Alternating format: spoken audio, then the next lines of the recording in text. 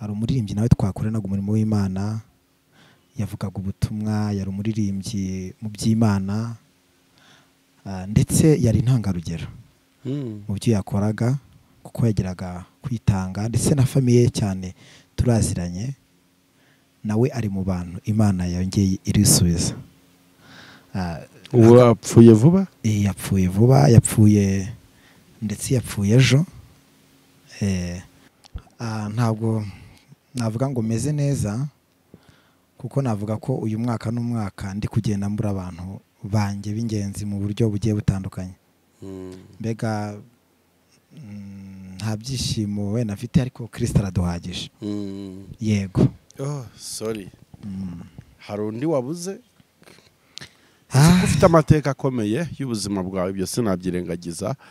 Wenda tuzabiganiraho se, cyangwa se turaza kubirebaho mu gice cya kabiri cy'ikiganiro cyacu cyangwa cya mbere. Uvuze ngo uyu mwaka wakubereye mubi, umwaka wo kubura abantu, ubwo bishaka kuvuga ko hari benshi batashye wari uzi? Hari benshi batashye nari nzi, kandi navuga ko ni kimwe mu kintu cyangiye gutuma nakegera Imana cyane. Nahera kuko Icyangugu hari umubyeyi wanjye wandeze mu buryo bw'umwuka, mu byo gusenga no kubwiriza ubutumwa no kuvuga Imana ku buryo bugiye bukomeye.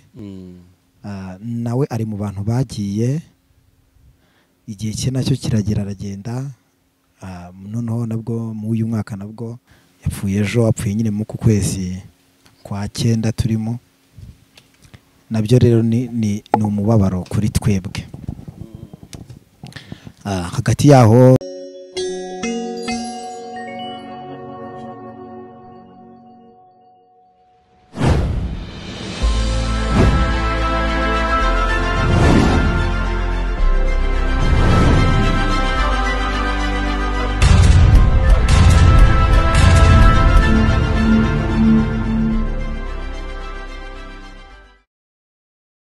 Shalom shalom kuri mwe mwese mudahema kudukurikira mu biganiro bitandukanye tugenda tubagezaho. Nkunda kubivuga ngo iyi si nta balance ifite, ivuga ngo irashyira abantu bose ku rwego rumwe, ahubwo bihora bihindagurika uko bwije nuko bukeye. Ushobora kuba uri kureba kino kiganiro wumva utameze neza, wumva ubabaye, hari ababuze ababo, hari abantu bari mu bitaro, n'abandi nyine muri mu ngorane z'isi zitandukanye. Reka mbabwire ngo nubwo twicaye ku isi y'ibibazo, ariko tuzirikana ko Imana yacu yicaye mu ijuru ry'ibisubizo. Uyu munsi itagutabaye watabarwa n'ejo, kuko yatsindiye isoko ryo kuruhura abarushye ndetse n'abaremerewe. Turi kumwe, nitwa Bikemu, ariko sindi nyine muri iki kiganiro. Ngiye kugana n'umugabo hano, si ubwa mbere yaje hano, ariko turaza kugenda tuganira ibintu byinshi bitandukanye twabateguriye. Ndagira ngo ntanga amahirwe ku batamuzi kugira babashe kumenya ninde tugiye kuganira. Uraho neza wa muntu w'Imana we? Muraho. Rukundo. Izina rya mbere ndarivuze. Yego. Amazina nitwa Rukundo Emmanuel. Ku murimo w'Imana dukora ni menshi, twitwa evangeliste, prophète. Ibyo byose nibyo twamagare kugira ngo tuvuge ubutumwa bwa Yesu Kristo. Yego. Prophète, evangeliste bisobanura umubwiriza butumwa w'umuhanuzi. Umubwiriza butumwa w'umuhanuzi. Yego. Ya Rukundo, ko mbona utishimye. Nkuzi ugira morale busanzwe. Ukunda guhora useka, ariko none ndi kubona muri iki kiganiro sinzi utangiye umeze nk'umuntu udafite morale. Ntabwo navuga ngo meze neza, kuko navuga ko uyu mwaka n'umwaka ndi kugenda mbura abantu banjye b'ingenzi mu buryo bugiye butandukanye. Mbega nta byishimo wenda afite, ariko Kristo araduhagije. Yego. Sorry. Hari undi wabuze? Ufite amateka akomeye y'ubuzima bwawe, ibyo sinabyirengagiza. Wenda tuzabiganiraho se, cyangwa se turaza kubirebaho mu gice cya kabiri cy'ikiganiro cyacu cyangwa cya mbere.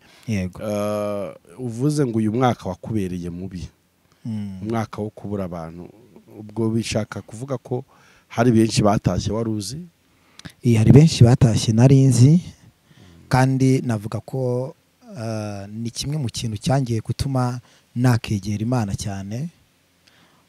Nahera kuko Icyangugu hari umubyeyi wanjye wandeze mu buryo bw'umwuka mu byo gusenga no kubwiriza ubutumwa no kuvuga Imana ku buryo bugiye bukomeye. Abantu benshi baramuzi, Nzabona Impa Kaneziyo. Nawe ari mu bantu bagiye, igihe cye nacyo kiragera aragenda. Noneho nabwo mu uyu mwaka nabwo hari umuririmbyi nawe twakoranaga umurimo w'Imana, yavugaga ubutumwa, yari umuririmbyi mu by'Imana, ndetse yari intangarugero mu byo yakoraga kuko yageraga kwitanga, ndetse na famiye cyane turaziranye. Nawe ari mu bantu Imana yongeye irisubiza. Ubu yapfuye vuba? Yapfuye vuba, yapfuye ndetse yapfuye ejo. Yapfuye nyine mu kwezi kwa 9 turimo. Nabyo rero ni umubabaro kuri twebwe. Hagati yaho na Gisele nawe ni umwe mu bantu twakominikanaga mu buryo bwo gusenga, mu buryo bwo kuvuga Imana, ndetse yanadukurikiraga. Nawe ari mu bantu bagiye. Urumva rero impamvu z'uko umutima wanjye wenda utameze neza, ariko hejuru y'ibyo byose Imana ishoboye byose. Gisele umuhanzi? Umuhanzi Gisele Precious. Yego. Gisele ni umuririmbyi nyine, turakomeje no kumwibuka. Umaze igihe atuvuyemo kitari kinini kuko ndumva hari nta n'ibyumweru 2 birashira. Gisele atashye. Ni inkuru yababaje abantu benshi batandukanye hirya no hino ku isi, rwose ameze nk'acitse igikuba kuko yari umumama ukiri muto cyane, wari umaze igihe ashatse. Yego. Asiga umwana mutoya w'uruhinja. Yego. N'umugabo, rwari urubyaro rwa mbere bari bageze mu gihe cyo kuryoherwa n'ubuzima, mu gihe cyo kwishimira urushako, mu gihe cyo kuryoherwa n'urugo, ariko Imana ishima kwisubiza Gisele. Gisele wari umuzi? Gisele nari muzi, ariko uburyo nari muzimo navuga ni uburyo butatu. Nari muzi mu buryo bwo kuririmba, nawe akaba yaranzi nk'umubwiriza butumwa w'umunyamasengesho. Kuko Gisele we yarafite n'akandi kantu k'umwihariko mu buryo bwo gusenga, ntago ari umuntu wabigiraga public. Abantu be yabaga afite bamufasha mu byo gusenga byari banga. Nanjye mu bantu twasenganaga nari ndimo, ariko navuga ko igihe cyo ntago cyabyemeye cyane, ko noneho by'umwihariko kuriya yatashye byongeye binyibutsa ko nanjye mu buryo navutse, cyane kuriya mwana asize, ni kimwe mu kintu cyongeye kimpa ishusho y'uko nanjye navutse. Yego. Kuko nanjye ku mezi ageze kuri 3 nanjye navutse nsanga ababyeyi banjye bose baritabye Imana. Rero ni mu kimwe mu kintu cyantushije kinyigisha ko dukwiriye kubaho mu buzima. Njya nkunda kubwira abantu ngo ntabwo dukwiye kwikomeza turi ku isi, kandi burya hari ibintu bigeze kuri 3 umuntu atakakwiriye, byakamubereye isomo. Yego. Urupfu navuga ko ni umugabo ukomeye. Niba navuga ni umugabo ukomeye, urupfu ntawe rutinya.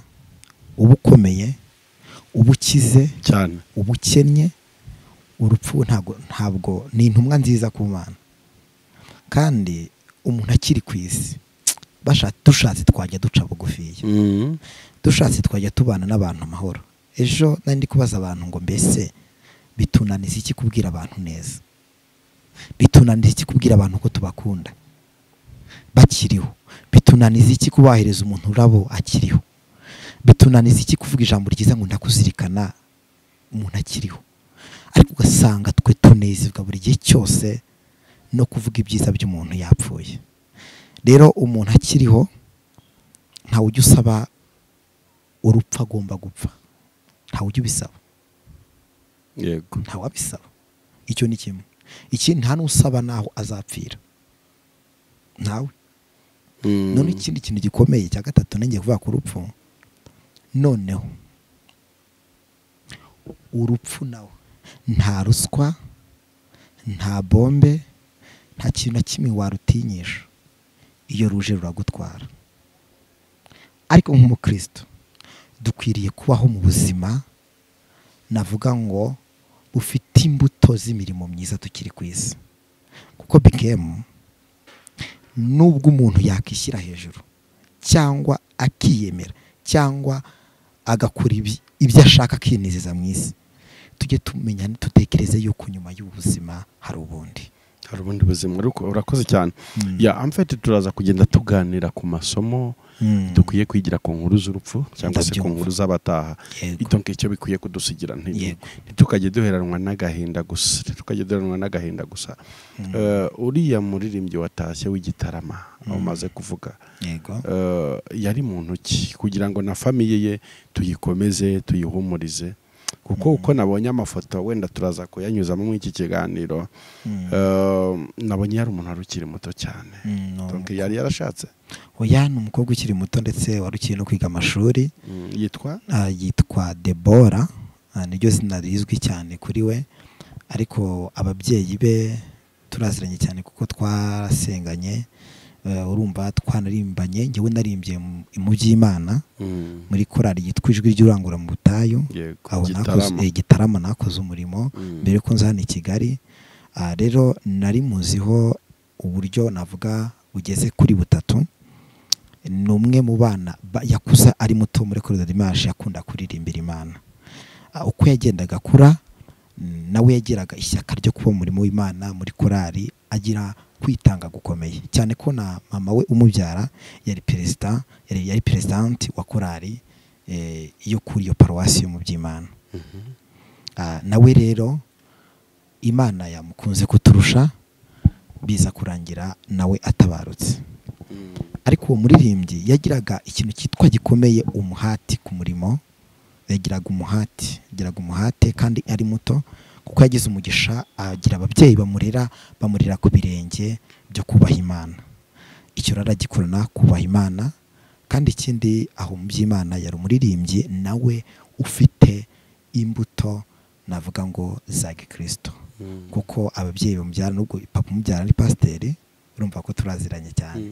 Rero habonekaga imbuto zitwa kuririmba kandi akabikorana umwete. Kandi mu kindi kintu navuga cyari gikomeye yagiraga, Deborah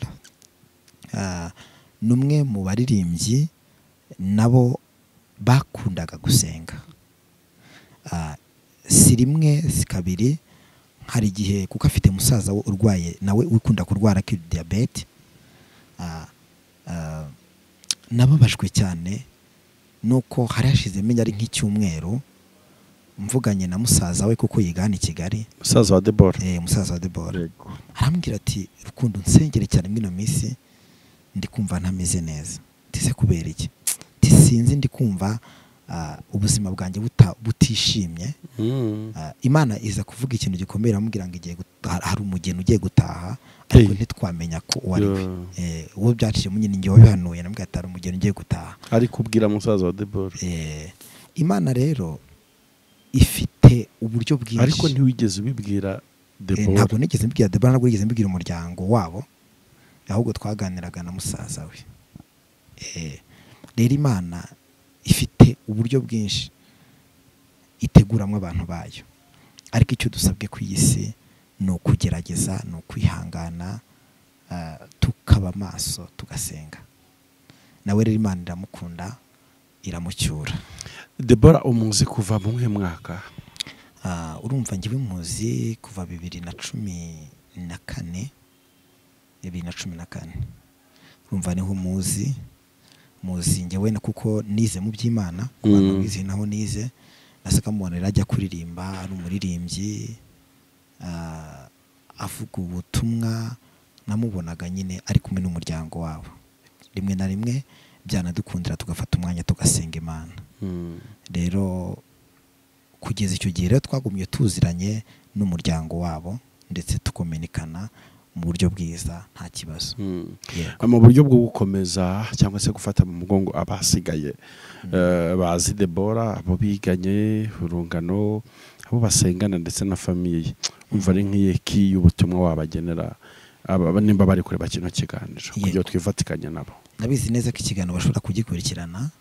Hari amagambo ageze kuri 3 nababwira. Bibiliya yagiye bisobanura neza, reka nifashe ijambo ry'Imana ntacyo bitwaye. Nta kibazo.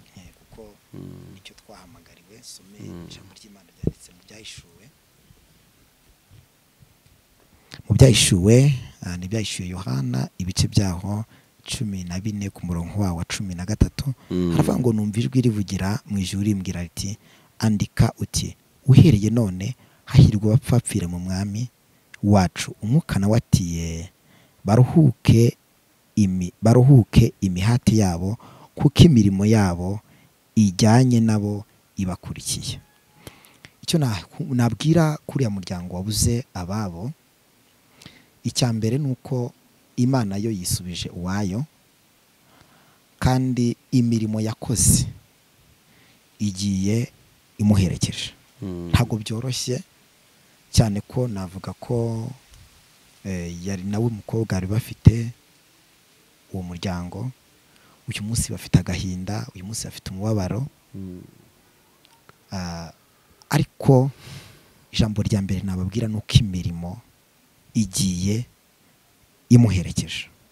Kandi ikindi cya kabiri nuko nyuma y'ubu buzima hari ubundi. Bihangane bakomera umutima, kandi ubundi urupfu ni indorerwamo ku bantu basigaye. Umuntu yakibaza wagatekereza akavuga utese kuri yagiye, njyewe usigaye nzagira iherezo rimeze gute? Rero cyane nibyo barababaye bafite agahinda, ariko mbere ya byose bagira umutima wo gutekereza cyane ku iherezo ryabo, nacyo cyaba cyiza kiriho, kandi bakomera umutima. Nzi neza yuko bazamubona kandi bazagira iherezo ryiza. Nabo nibagira gusenga Imana bakagira umutima wo kubaha Imana, bazamubona kandi tukarabagirana twese turi kumwe na Yesu Kristo. Yego. Akenshi urupfu muri society y'umuntu atashye, yego, usanga abantu benshi bababaye kandi babyumvikana kuko turemye mu buryo bugira amarangamutima. Bavuga ibintu byiza umuntu yakoze bigiye bitandukanye, bavuga uyu yaruyu, nubwo hari naho babeshya kuko ku munsi wo gupfa k'umuntu biragoye ko bamuvuga nabi. Ariko burya n'abakora nabi muri society, burya usanga abantu bashobora no kugina ibogisi bagatangira bakaganira tuyu muntu ariko nubundi ntiyese imbuto zikwiriye. Ubundi inkuru y'urupfu, uburemere bw'inkuru y'urupfu rw'umuntu utashye ni iki kwiye kwigisha uri kuyumva? Yego. Uzitegereze ku kintu cyitwa umusaraba. Yego. Ubwo ngiye ku musaraba, abantu bizera Kristo cyangwa bizera umusaraba, iyo bagiye kwandikaho cyangwa ku gituro cyo bandika igihe umuntu yavukiye, yego, bakandika n'igihe umuntu apfiriye. Siko kuri? Yego. Ariko ibaze muri ya mirimo yo gufasha abakene, muri ya mirimo yo kuririmba, muri ya mirimo yo kugenda wenda akora mu kampani akomeye, muri ya mirimo yo kuba uri bishop, muri ya mirimo kuba uri evangeliste, muri ya mirimo kuba umupasiteri, muri ya mirimo kuba ukora ibintu bigiye bitandukanye, ufite akazi kagiye gukora mu mahoteli, ku musaraba kandikaho ngo igihe wavukiye n'igihe uzagira gute, uzapfa, n'igihe wapfiriye. Yego. Mu kindi kinyarwanda ni nshatse kuvuga, abantu twebwe iyo twandika igihe cyo kuvuga, twandika n'igihe cyo gupfa. Ariko muri interval irimo hagati, Imana niyo yonyine cyo tuyikundirayo, iyo ntabwo ari iteye, yandika imirimo guhera uvutse, ikandika imirimo no guhera no kugeza upfuye. Niyo mpamvu umuntu akiri ku isi akwiriye kubaho agerageza gukora imirimo myiza, kandi muri cya gihe cy'iherezo rye akagerageza gukora imirimo izahisha agaciro, iya mbere igahesha agaciro iya nyuma. Niko bimeze. Iya nyuma igahisha agaciro iya mbere. Yego. Niko bimeze. Iya nyuma igahisha agaciro iya mbere, kuko hari igihe umuntu aho kugira ngo utangire urugendo neza, tukuvuga neza, urusoze nabi, byarutwaho nuko wenda wasotangira nabi ariko ugasoza neza. Rero kuko umuntu nta muntu ujya ubasha kumenya igihe umuntu azapfira, niyo mpamvu umuntu akiri ku isi akwiriye kwitwara neza agihumeka, ukagira imirimo myiza. Natangiye mubwira ngo kuko bitagoye cyangwa kuvuga neza ntawe byica, bitunaniza iki? kugira imirimo myiza tukiri kuvuga neza bihosha n'uburakari binahusha n'uburakari. Yego, wasubiramo gato icyo warumvaje kugira ngo nongere nyivugeho neza. hoya nacyumvise cyane niba cyumvise kandi ugerageje no kugisobanura. Yego. Nari ndimo kubaza ngo ni iki dukwiye kwigira ku buremere bw'inkuru y'umuntu utashye. Yego, ko twese usanga twambaye amarangamutima yagiye aho si yagiye gusa dukomeza tubamo gusa kandi wagiye we yagiye ni wowe mukuru bikwiye kudusigira abakiriho. Hari ibintu ngiye bitatu namaze kuvumbura mu rupfu. Icya mbere, urupfu ni intumwa idatoranya,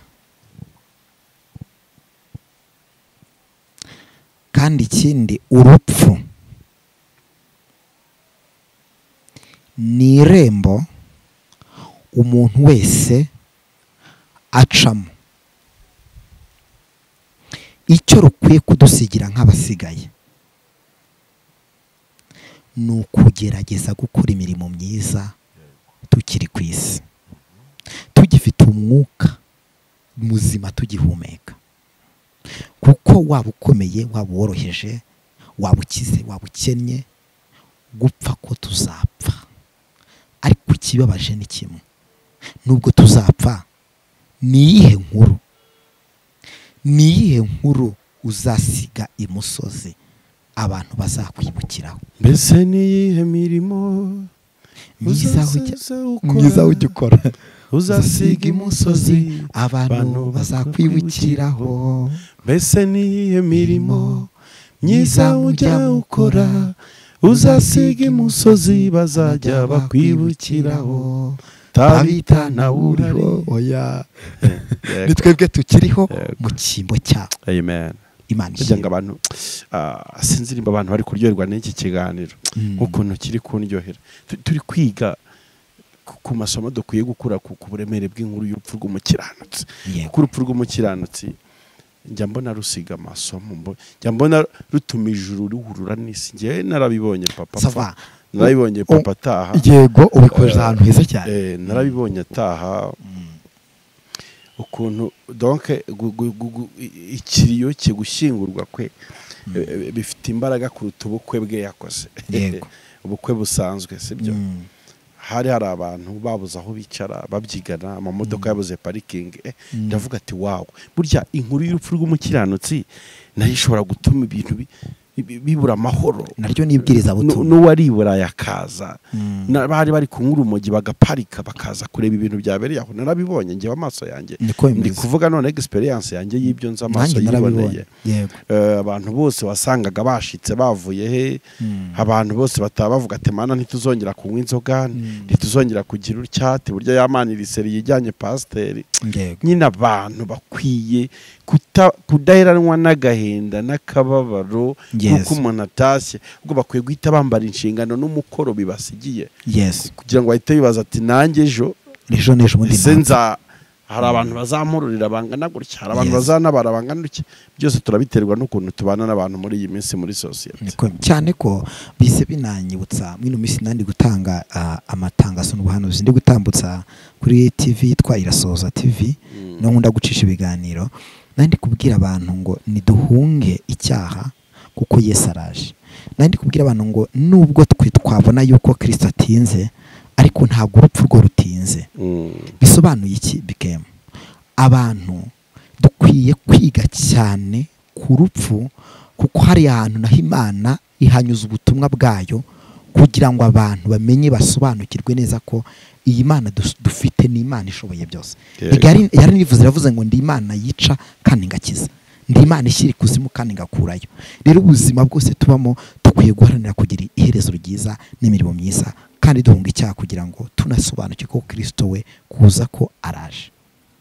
Yego, icyo uvuze ni ukuri kandi 100%.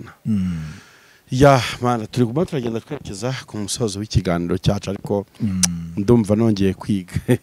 Burya situation yose kutwigisha ibiba byose, byaba ibihe biranga umuntu by'ibyishimo, byaba ibihe by'umubabaro, byose biberaho kutwigisha. Rukundo, turaza gusoza usenga, ariko mbere y'uko usenga ni jambo ry'ubutumwa wenda waha abantu bihuye n'iki kiganiro. Yego, ni byiza, ntabwo njya kure cyane ya magambo nasomye, kuko hari ibintu bigeze kuri bitatu nshaka kuvugaho. Yego, nanakangurira n'abantu, kuko Imana yampishuriye ko uyu mwaka turimo 2022 ni umwaka Imana igiye gucyuramo abantu benshi. yego, Ibi rero Imana ibikoze atari uko itwanga, ahubwo ibikoze kubw'uko ibona ibihe bigiye kuza imbere hari abantu badashobora kubyihanganira. yego, Iki nacyo tukimenye kandi tugisobanukirwe. Ibyo rero Imana igiye kubicisha mu irembo ryitwa urupfu, kugira ngo icyure abantu bayo. Ese niki nabwira abantu wowe nkurikiye ku iyi TV? Hari ijambo rikomeye nahereye rivuga ngo mu byahishuye Yohana ibice 12 ku murongo wa 13, ndi kuritsindagira kuko ni ijambo ngewe rijya rinyubaka mu mutima, rivuga ngo numva ijwi rivugira mu ijuru ribwira riti, andika uti, uhereye none hahirwa abapfapfira mu mwami wacu. Umwuka nawe aravuga ati ngo baruhuke imihati yabo, kuko imirimo yabo ijyanye nabo kandi bakurikiye. Banishimwe. amen.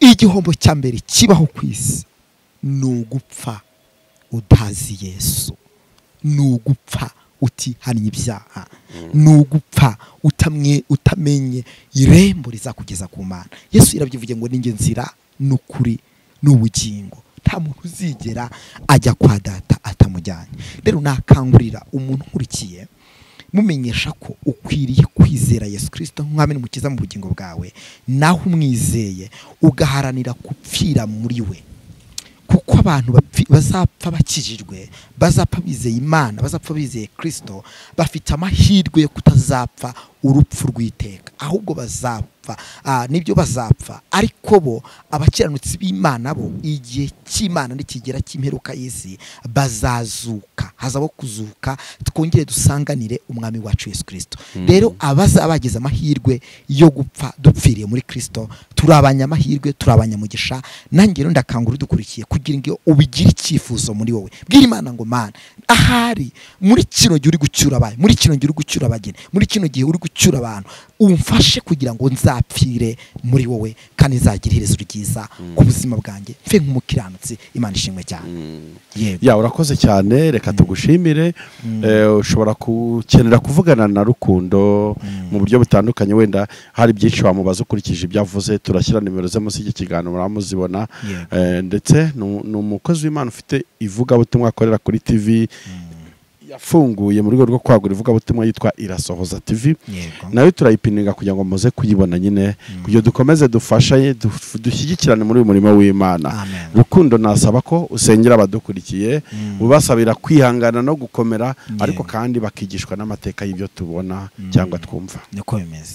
Turagushimira umwami wacu Yesu Kristo, wabanye natwe mu bihe byose byari bikomeye. Tugize amahirwe yo kuvuga ubwami bwawe. Komeza imitima y'abantu barushye kandi baremerewe, komeza imitima y'abarwaye, komeza imitima y'abantu babuza ababo mu iki gihe gikomeye. Nyakubahwa Imana, nubaha imbaraga z'umutima kandi ubashoboze kwihangana. Sengeye umuntu wese ukurikiye kino kiganiro kugira ngo umuhereze gutekereza neza yitonze ku iherezo rye, kuko iherezo ry'umuntu wese akwiriye kwitonda ndetse akagira umutima wo gukiranuka ku cyaha ndetse n'igisa nacyo, akakirinda agaharanira kuzagira iherezo ryiza. Umugisha irivuga butumwa rikorerwa kuri Evangeliste du Monde, uhereza umugisha abari hanze bari no hino, imbaraga z'umwuka wera zikishyigikire uyu murimo wawe, kandi buri muntu uzabyumva bizamugira akamaro ndetse rizabashije gushoboza gukiranuka. Tubisenze tubyizeye mu izina ry'umwami wacu Yesu Kristo, amen. Prophet Rukundo, bye bye.